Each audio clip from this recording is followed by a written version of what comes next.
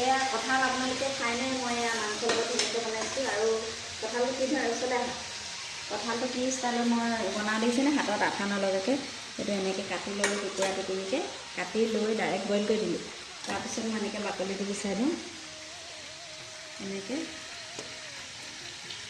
এনেকৈ বাকলি গুচাই দিওঁ দিছে এনেকৈ ধুনীয়াকৈ একদম পিচ খাই যায় আৰু এয়া ইয়াত মাংস বনাই আছোঁ আৰু ধুনীয়াকৈ সৰহকৈ বনাইছোঁ আৰু দেই কঁঠাল এক পিচ 2 পিচ দিছোঁহে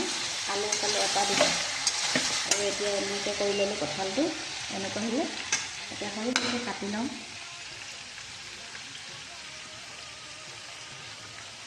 দেখি এনেকৈ কাটি ল'ম আৰু তাৰপিছত আৰু ধুনীয়াকৈ দি দিম আৰু আজি নমস্কাৰ জনাই ভিডিঅ'টো আৰম্ভ কৰিছোঁ লগতে